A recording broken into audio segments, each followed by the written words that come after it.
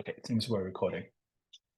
So, hello, welcome to Practical Language Design. And this week I'm giving a talk on a language that I have designed, and well, I'm still kind of in the process of designing. It's a continuous process. It's a shell language called Elvish, and the title is Designing a Shell Language of the 2010s, which is not a title. Okay, so let's start with some principles of the design. So kind of the starting point is it's a very simple idea.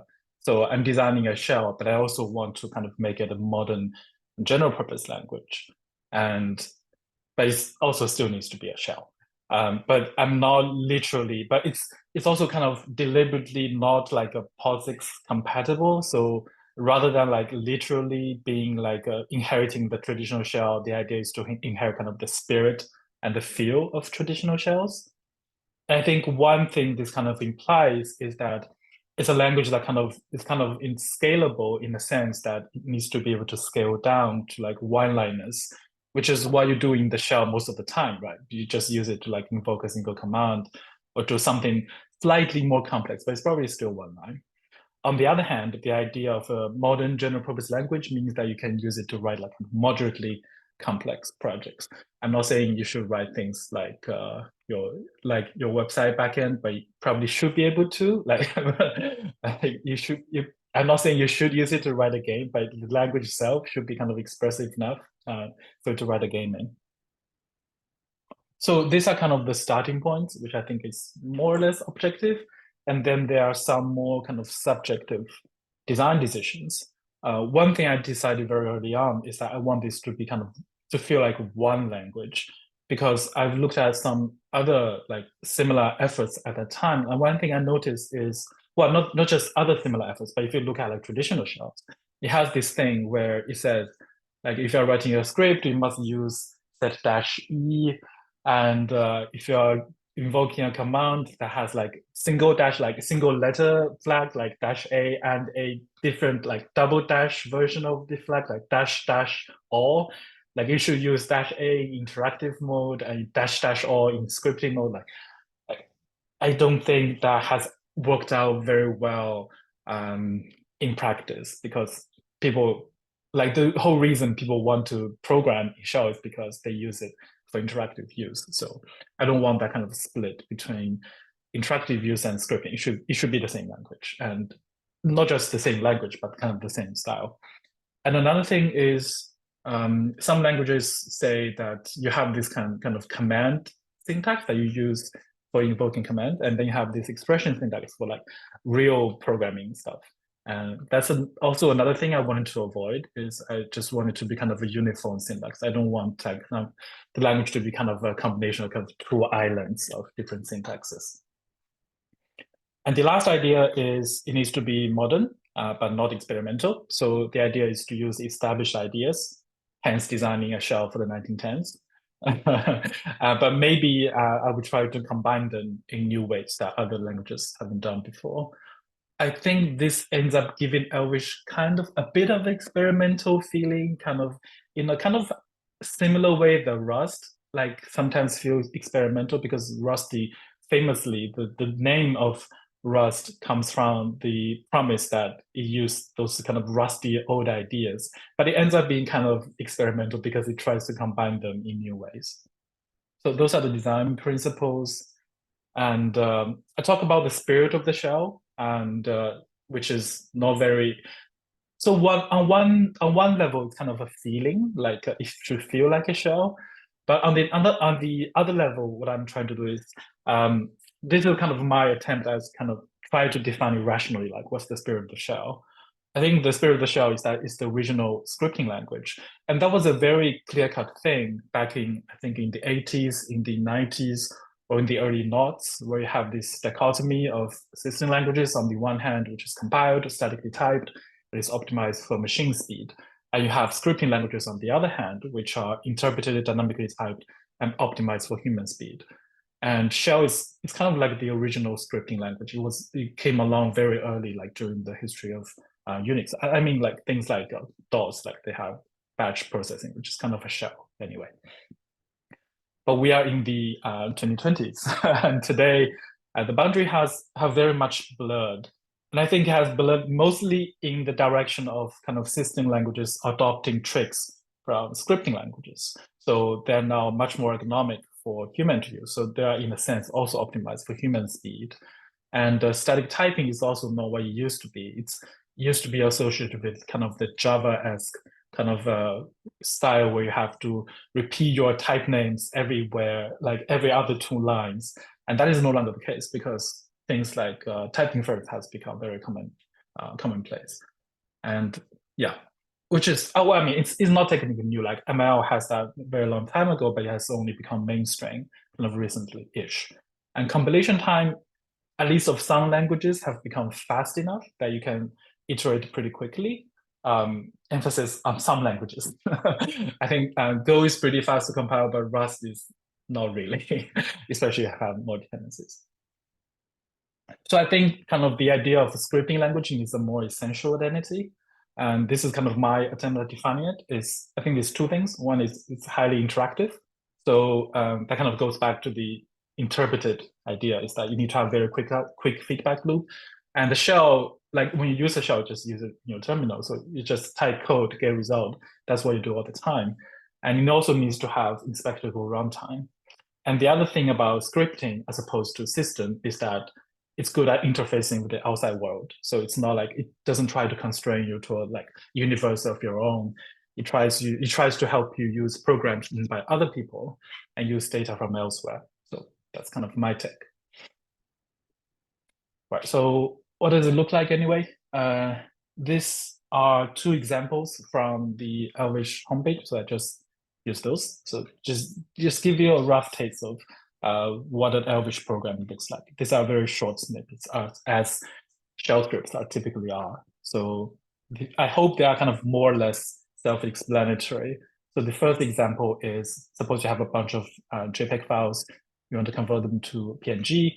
So you would use wildcard to find all of them, and then this is a code block, and you would call gm convert, which is like external command, $x substitutes for the original file name, and then you need to change that to a PNG name.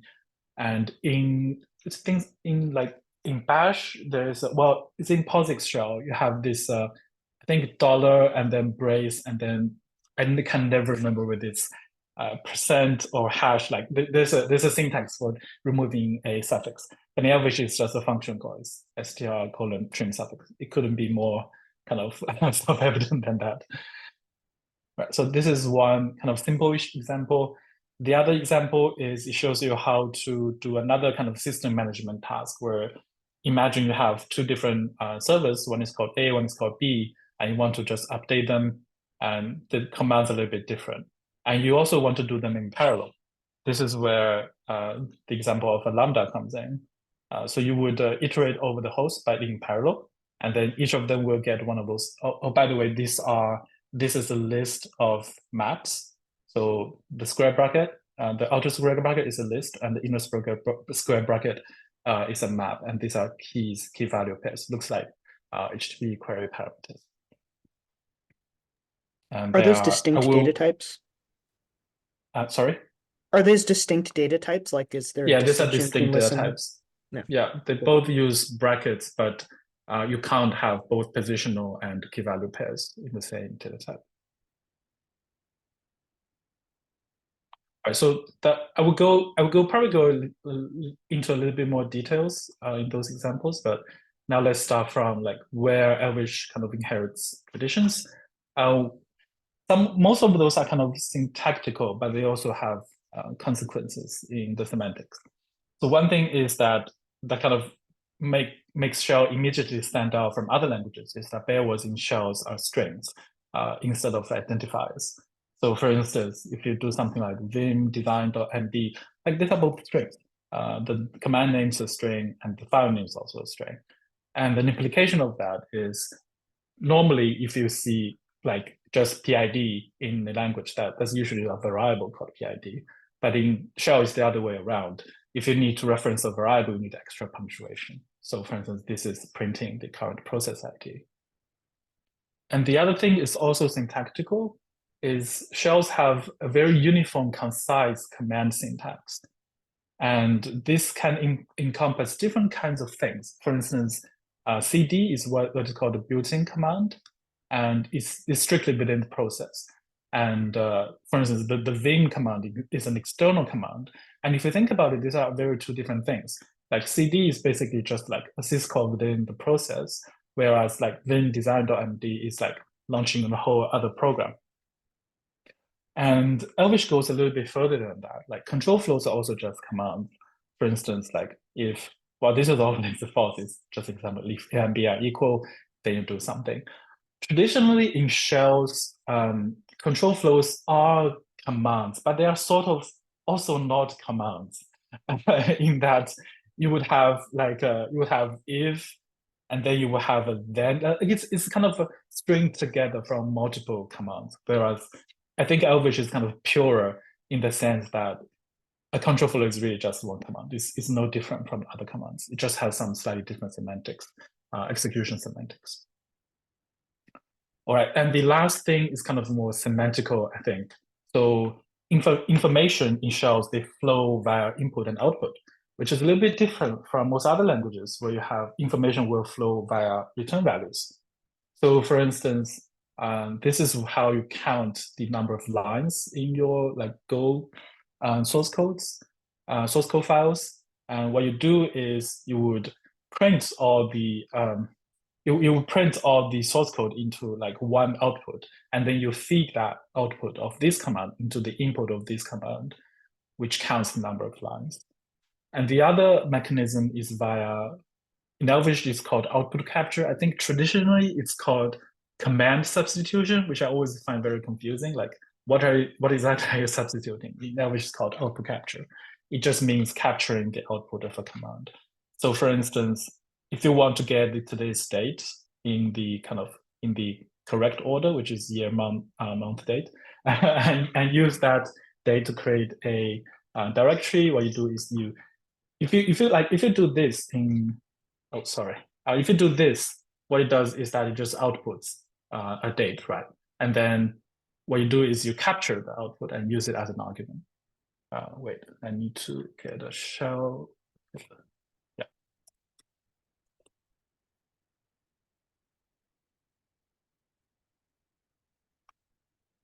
And then if you do that, what it does is the output literally goes away and becomes an argument here. And that's something. Oh, a very interesting consequence is that there's no distinction between printf and fprintf in Elvish because they're literally the same thing. All right, so those are kind of the shell semantic part, but traditionally shells are not very good languages, so you need to kind of actually evolve them into sort of modern language. So these are the things. So traditionally shells basically only have strings.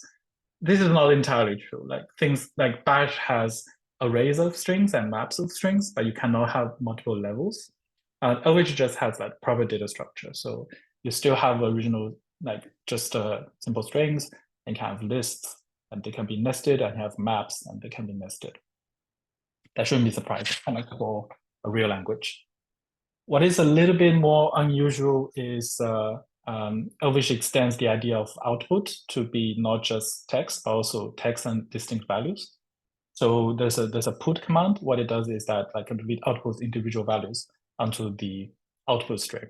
So the values we have just in above, they can be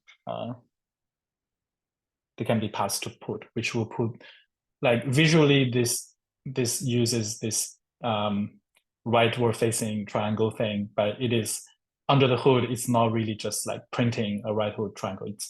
It's a kind of it's a separate string of values. And because you have text output, you also have text pipeline. Not just because you have value output, you also have value pipeline. And I think this is a very good example showing that a value pipeline is useful even if all you have is just text, because traditionally, like in shells, it's if you have a bunch of strings and some of them have internal new lines, like you'll just give up using the shell to try to manipulate it. But because Elvish has kind of distinct values, you can, like, the boundary is never confused. So you can do something like this outputs two distinct strings, and you can order them, and their kind of distinct boundaries are still maintained. And another kind of slightly unusual design choice is that exit codes have been extended to exceptions, or I should say it the other way around. Like, first, Elvish has exceptions, which is not that unusual, but then non-zero exit codes in Elvish become exceptions. This is from the observation that people want something like set-e in traditional shells, which kind of just aborts your shell script when a command fails. But set-e in traditional shells, it has a lot of like gotchas. And Elvish just does this kind of, try to do this the correct way, just by turning that into an exception. This also means that like predicates in Elvish doesn't like use like the exit code to indicate true or false. They just like output a Boolean true or false. So you can't really, you can still use kind of external predicate commands like true and false, but you have to predicate them, like you have to turn the exception into a Boolean, do something like that. All right, functional programming is something I think modern languages should have. So Elvish has that. And I'm also trying to, if you think back at shells, I think they sort of have functional programming. So you can also think of this as sort of an evaluation from, like, evolution from traditional shells.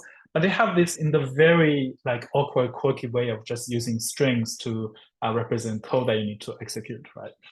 So for instance, in Bash, you have this trapping functionality. So you can say, I want to do this before my shell exits. And what you're doing is that you're just passing a string. And you can also, when customizing your prompt, you can also say, within my prompt, just call something and use this output as the prompt. So these are literally just like functional programming, except just with strings. And I think the problems of this approach is kind of pretty well known. Like, first of all, you don't know which environment this code is actually executing. And second, if you use like single quotes to quote the code, you only have access to double quotes within the code. And if you need to do multiple levels of this kind of thing, then that kind of becomes impossible, or you end up having like a lot of backslashes. It's called it's called quoting hell, I think, by some people. And so Elvish has lambdas, which are given pretty lightweight syntax of just using braces. But there's a bit of quirk in the syntax here, because you have to have a space after the opening brace. Otherwise, it becomes kind of brace expansion in like traditional shells. Or you can have arguments. Those are delimited by pipes. In that case, you don't need kind of the extra space. And once your shell language has lambdas, you realize that it is actually very useful in many places. So for instance, the example we have seen earlier, which is like running multiple things in parallel, like lambda just kind of fits right into the place. And there's a time command in traditional shells. And I feel it's implemented in a pretty hacky way, but as long as you have lambdas, what you do is just you pass a lambda to the time command, and it tells you how long it took to run the lambda. And control flow commands in Elvish also just take lambdas. For instance, this is the condition, this is the then body, and it's just a lambda. All the control flows in Elvish just take lambdas. And prompts, we have seen this. It's just like quoting some shell code, but in Elvish you just give it a lambda. So for instance, if you want your prompt to say your username as well as changing the character to a dollar, which is like the default prompt is like this. It doesn't have username and uses different punctuation that you just write a lambda to say what you want it to be. All right, so Elvish does not just have functional programming, it also has some of the more purest type of functional programming in that all the data is immutable. So it has immutable data instead of stateful objects.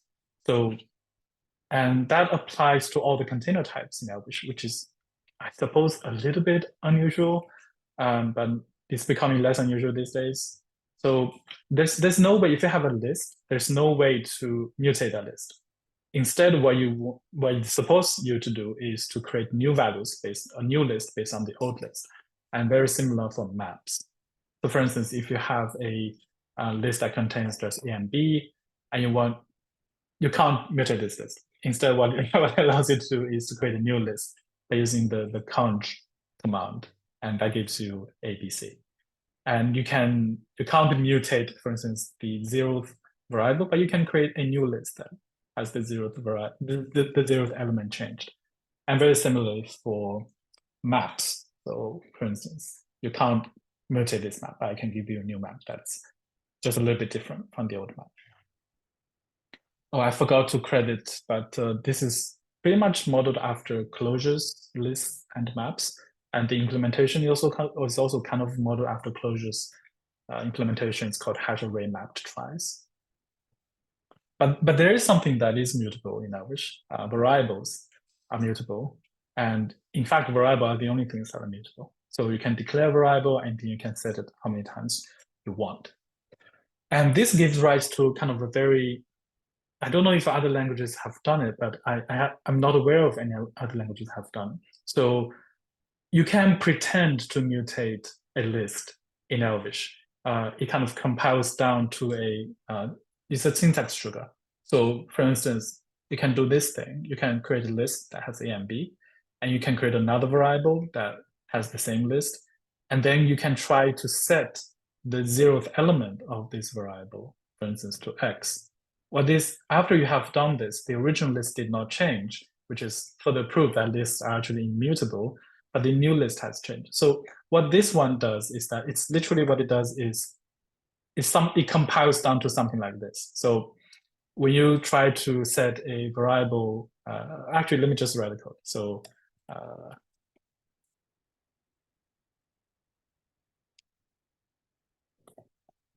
when you do something like this, literally what it's doing is doing the exact same thing as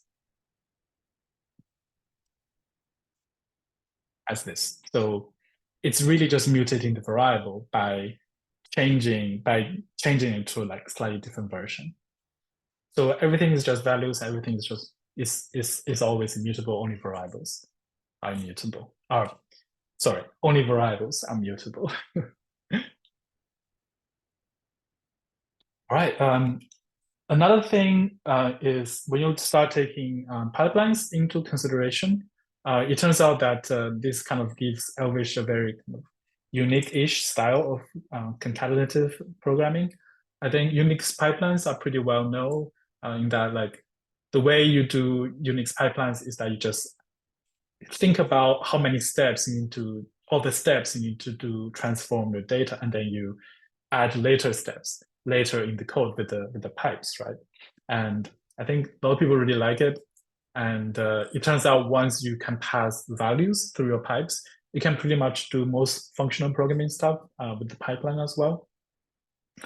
So Elvish still supports kind of just capturing the output and passing that to another command, right? So this is kind of the more kind of traditional way of how you would write something. For instance, in this case, what we want to do is that we want to generate numbers from this is right, not this, so range 100 generates 0 to 99, and then you can use that as an argument to the keep if command, which is like a filter command, and only keep ones that are even, and then you assign that to a variable. So this is how you would do it kind of in more traditional like functional programming syntax. But because we have pipelines, you can write it kind of in this more natural way of just generate the numbers and then decide which ones to keep and then assign that to a variable. So this ends up reading very similarly to a lot of like modern functional programming languages, but those usually either rely on currying, which doesn't have, or it relies on some sort of microsystem to kind of to transform the latter code into the format. But in Elvish, it's kind of it's baked into the semantics. It's baked into the runtime. And another difference. Oh, sorry. Could you explain why you need the square brackets around range 100 and all?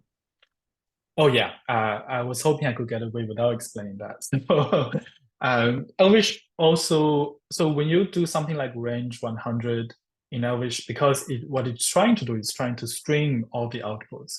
So what it does is that it doesn't put that in the list. Instead, it's just multiple values. Like it's just all the values from 0 to 99.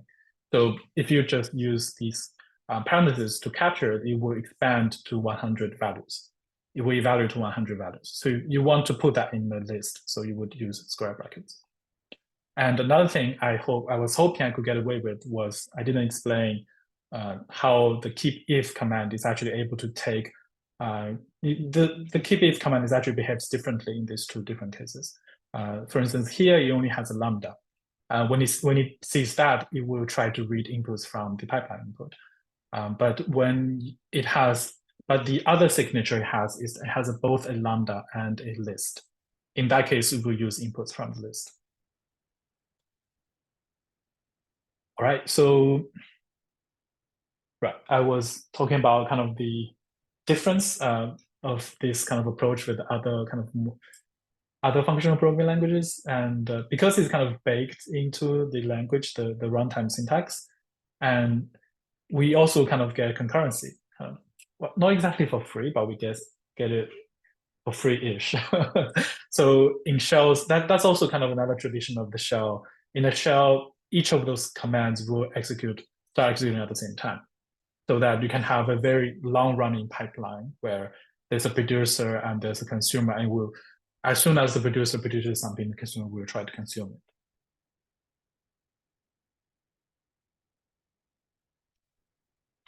Okay, so those are the functional programming stuff. Oh, by the way, this is actually kind of my earlier motivations of why I want to write a shell programming language, because I thought this would be very cool, but I couldn't exactly find a shell that would allow me to do this. So yeah. Right. Namespaces and modules, I guess these are not terribly kind of novel, although the syntax may be a little bit slightly different. Not a lot of languages use colons to delimit namespaces. This sort of comes from C++, but C++ has double colons, which just uses single colon. So built-in modules, they are namespaces. So instead of like 1,000 different built-in commands, there are many built-in modules, and each built-in module has a bunch of commands within them. And environment variables also live in a special namespace spelled E colon, which happened to be similar to, this happened to be similar to PowerShell, which is spelled env in PowerShell, I believe. It can also have user design modules, and then that's kind of similar to built-in modules by its Elvish code. Another property is that local names are also checked statically. And so for instance, we've seen before that it has both var, which declares a variable, and it has set, which mutates a variable. So you can't use a variable if you haven't declared it. That's kind of in keeping with the idea of a more modern language, because I think when I first learned Python, it has this thing where you can just look at your local variable and kind of just add variables, like just manipulate like a dictionary, something like that. And people at that time thought it was very cool, but nowadays it's kind of fallen out of fashion, because that creates so much dynamic behavior that it makes things very hard to understand. So kind of Elvish is kind of reacts on that and tries to make things a little bit more static, even though it's still a dynamically typed language. Okay, we're talking about typing. So Elvish is dynamically typed, and the motivation for that is, from the language design perspective, is one, it needs, going back to the design principles, is that it needs to scale down kind of wine minus. And it also needs to interface with external data.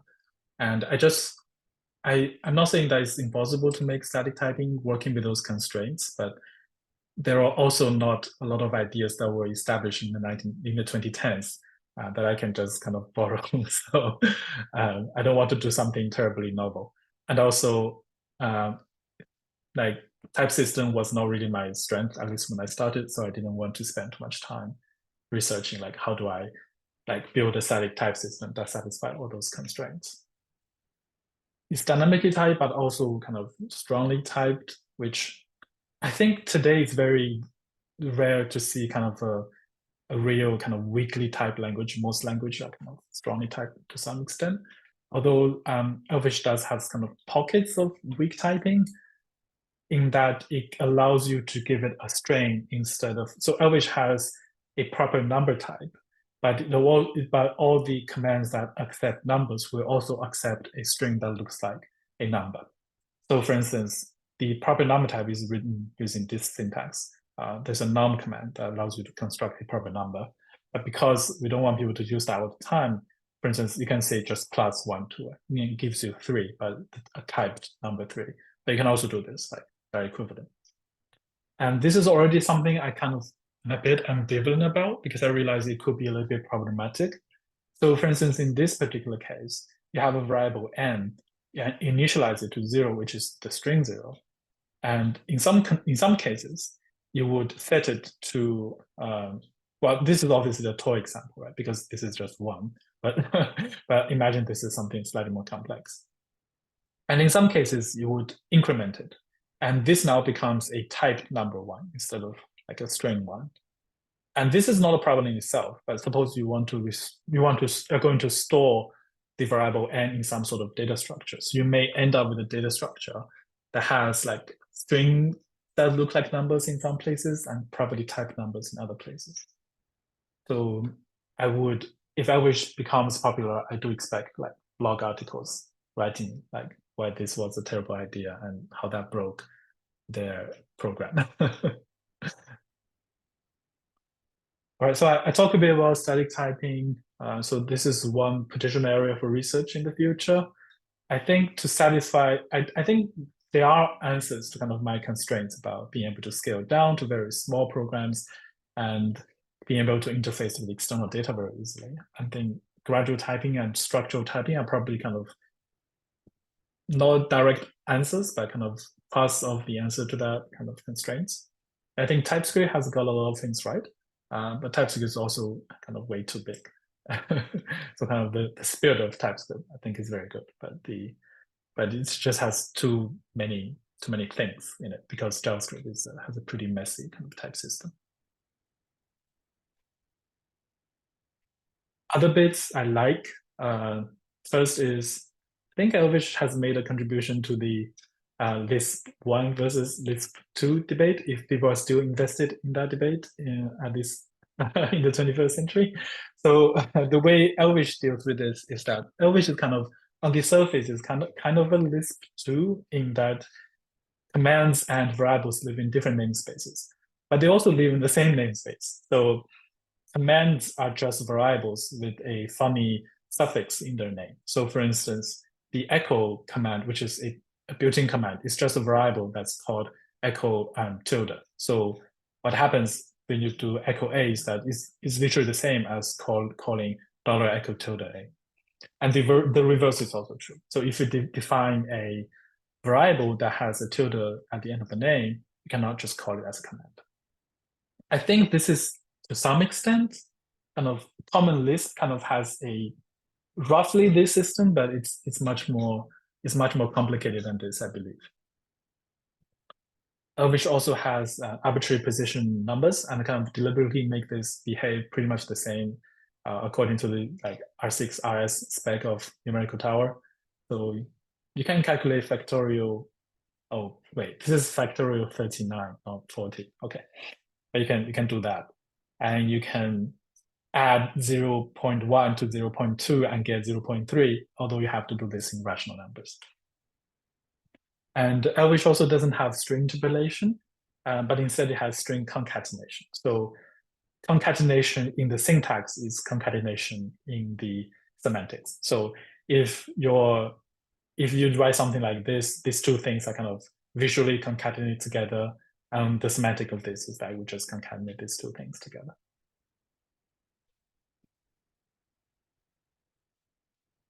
Things that still needs work.